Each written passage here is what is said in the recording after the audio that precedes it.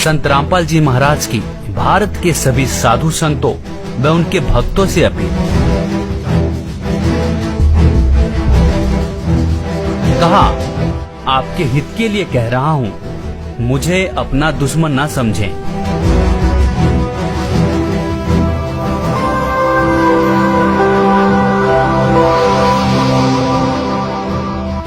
दास इनके हित में कह रहा है, कोई इनका दुश्मन नहीं है, एक मित्र के रूप में काम कर रहा हूं सबके। इस दास के अतिरिक्त विश्व में इन मंत्रों के देने का कोई अधिकारी नहीं है। और डुप्लीकेट आप चाहे पासपोर्ट बनवा लो, चाहे लाइसेंस बनवा लो, जब जिसकी आवश्यकता पड़ेगी, जब पता चलेगा तो उसमें बहुत देर हो चुकी होगी। कब पता चलेगा? जब आप संसार छोड़कर जाओगे और धर्मराज के दरबार में जब डुप्लीकेट लाइसेंस दिखाओगे, मैंने उस गुरु से नाम ले रखा था, ये पासपोर्ट दिखाओगे, आप भी दोषी और बनाने वाले की भी गर्दन वही पकड़ी जाएगी।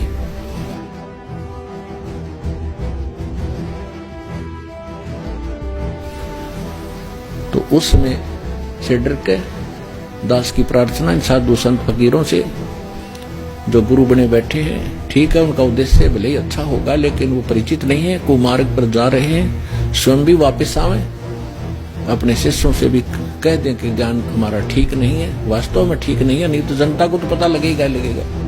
ऐसा कहने से ये संत बाहर मुक्त हो जाएंगे जो आज गुरु बने बैठे हैं, झूठे पासपोर्ट बना रहे हैं, अंत में इनको बड़ी भयंकर मार पड़ेगी। दास इनके हित में कह रहा है, कोई इनका दुश्मन नहीं, एक मित्र के रूप में काम कर रहा हूं सबके। आज भले इनको कोई अपने स्वार्थ से गलत लगता हो, जैसे गोरखनाथ जी को परमात्मा मिले थे। गोरखनाथ जी ये आजकल के तो कोई संत नहीं है जिनको हम संत माना करते थे। गोरखनाथ जी में इतनी शक्ति थी, एक पहाड़ को सोना बना दिया था अपने वचन से, गोल्ड का, और अपने गुरु मच्छिंद्र नाथ उसका 100 फूक दिया था, उसकी अस्थि इकट्ठी करके और उसको अपने वचन से शरीर बना दिया था। और वो आत्मा मच्छिंद्र नाथ की फिर उसमें प्रवेश करती थी, और फिर भी बोला हुआ था, फिर भी मोक्ष नहीं था उसका। अपन आत्माओं तब परमात्मा मिले थे उनको, और कहा था कि गोरखनाथ में सभी का गुरु हुआ, सबका एकमात्र गुरु मैं हूं पूरे विश्व में। ये संत भाषा है, क्योंकि ये पद्य भाग के अंदर अपने राग के अनुसार बोला जाता है। कहा कि गोरखनाथ में सबन का गुरुआ। अब गोरखनाथ जी क्या कहते हैं, तेरा वचन मुझे लग गए कड़ुआ, कि आप जो कह रहे हो मेरे अतिरिक्त कोई संसार में गुरु नहीं है, तो मुझे आपका ये वचन अच्छा नहीं लग रहा, कड़ुआ लग रहा है, बुरा लगता है। तो परमात्मा कहते हैं, कड़ुआ लगे सो मीठा होई, हमारी बात पतीजे दोई, कि मेरे ज्ञान पर विश्वास कर लोगे, एक दिन ये जो कड़वा आज आपको लग रहा है, एक दिन मीठा लगेगा। तो गरीबदास साहब जी कहते हैं कि गोरखनाथ सिद्धि में भूल्या, और टूने टामण हंड फुल्या। मुर्दे तक जीवित करना, पहाड़ को सोने में परिवर्तित कर देना, ये तो टूना टामण बताया यथार्थ भक्ति की तुलना में। और ये सिद्धियां दिखाकर, जैसे अगस्त ऋषि ने समुद्र पी लिया एक घूंट में, 7 समुद्र खाली कर दिए। पुण्यात्मा आज की विज्ञान करके दिखाओ इन्हें। और जो आध्यात्मिक शक्ति है उसके तुलना में ये जो भौतिक विज्ञान तो पाश्चिम भी नहीं है, लेकिन उन्होंने वो विज्ञान का दुरुपयोग किया, अध्यात्म विज्ञान का। अब ये भी दुरुपयोग कर रहे हैं परमाणु वगैरह बना करके।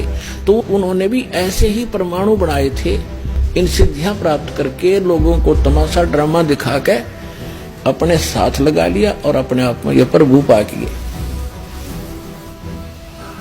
तो गोरखनाथ के विषय में कहा कि गोरखनाथ सिद्धि में भूल्या, भगवान भूल गया, उसी से अपने आप को बहुत बड़ा महापुरुष मान लिया, और टूने टामण हंड फुल्या। परमात्मा ने कहा कि तुम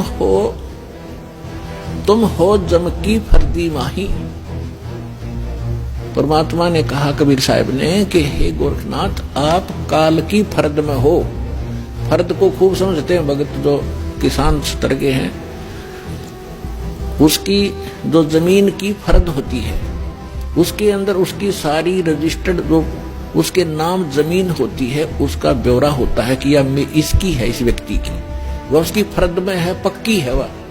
तो यहां परमात्मा कहते तुम हो जम की फर्दी माही, तुम काल की फर्द में हो, काल का रजिस्ट्री हो रही है तुम्हारी, और हम तुम्हें यहां से छुटवाएंगे, काल की फर्द से निकालेंगे और अपने सतलोक की फर्द में आपका नाम लिखवाएंगे।